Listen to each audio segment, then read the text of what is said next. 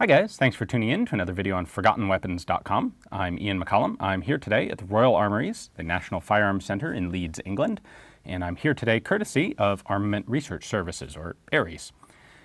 Often, when you get asked what was the first of something, that's a very difficult question to answer because you're rarely dependent on one person coming up with an idea. If it's a good idea, or looks like it would be a good idea, you'll typically get multiple people coming up with it independently. And so trying to figure out who invented something first can be more difficult than just trying to track down the lineage of whatever version of that thing ended up being adopted.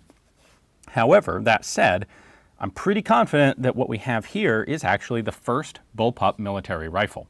This is a Thorneycroft. It was developed in 1901 initially by a guy named James Baird Thorneycroft here in the UK.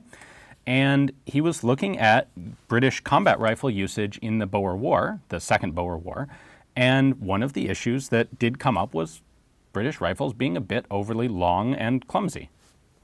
What better way to address that than to move the magazine and the trigger mechanism, or the magazine and the action, behind the trigger mechanism, thus creating the Bullpup design. Now, the British didn't ultimately adopt this. Instead, they decided to take their rifle and just shorten it, and hence we end up with the SMLE, the short magazine Lee Enfield. But Thorneycroft did spend a number of years developing this rifle, and he wasn't the only one. There were a couple other similar ones, like the Godsoll, that we'll take a look at in a later video. But today, I wanted to go and take a look at this, the standard pattern of Thorneycroft infantry rifle. So it is indeed possible to have a bolt-action bullpup. This isn't something you could cycle from the shoulder, but you certainly can fire it from the shoulder. So the grip is here, trigger there. This is only fireable right-handed, really. I mean, I suppose you could shoot it left-handed. This will recoil a bit into your face, probably, and that's unpleasant. The top of the bolt has this wooden cheek piece, so that's what your face rests on. Interestingly, it actually has an aperture sight rather than a typical Lee Enfield style sight. We'll take a look at that in a moment. But to cycle this, it is a standard bolt-action type of system. Rotate it up, pull it back. There is a stop lug back here so the bolt doesn't come off the back of the gun. A 5-round magazine built into the action. And this is not a Lee Enfield conversion. This is in fact a ground-up different bolt-action rifle. It's 2 locking lugs at the front as opposed to rear locking lugs on the Enfield design. There's our magazine. Does not have any accommodation for a stripper clip, so this would be loaded one at a time. And it's interesting that the magazine is kind of angled downwards. Of course, it kind of has to be because of the space you have available in the grip here. And that does make good sense for rimmed cartridges. That ensures that as the cartridges go down the stack, they move backwards, and that should prevent you from getting rim lock. You see the basic bolt head here, 2 locking lugs, extractor on the side. This is going to just cycle back and forth. It's pretty sticky, but I think they all are. It goes forward. This, by the way, I should point out, is serial number 28. It's marked on the bolt and the magazine. Bolt locks in the downward position right there, and you are good to shoot. So the safety on this is located right here. That should be safe, but it doesn't appear to actually be quite working at the moment. Don't know exactly what to make of that, but that should be safe, and that is the fire position. The rear sight is pretty similar to the SMLE. It is a tangent leaf sight, like so. Although, interestingly, it uses an aperture instead of a rear notch.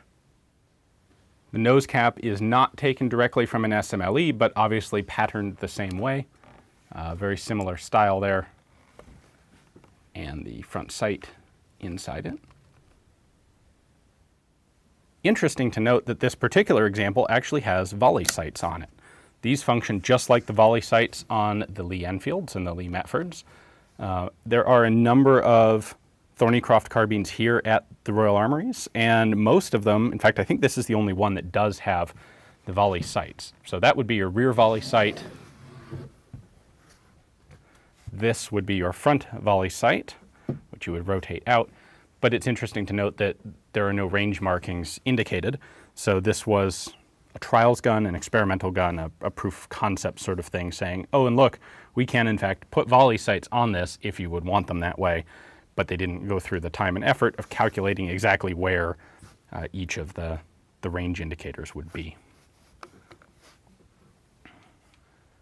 Overall, Thorneycroft was able to take about 10% off the weight of the rifle and take about 7.5 inches off the length while still having the same overall barrel length. Not bad, but you know, it's not surprising to me that this wasn't adopted. It really does have some, it may be handier than an SMLE, but it is rather a bit awkward to shoot. So it does still, of course, remain the world's first bullpup military rifle. So firing drill on the Thorneycroft actually doesn't look that much different from a standard bolt-action rifle.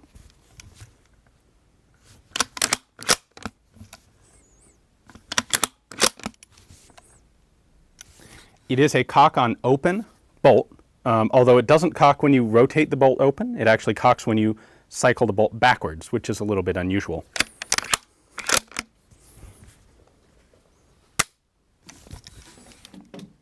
So the Bullpup design has always gotten a lot of attention. People think they're really cool, and they are really cool.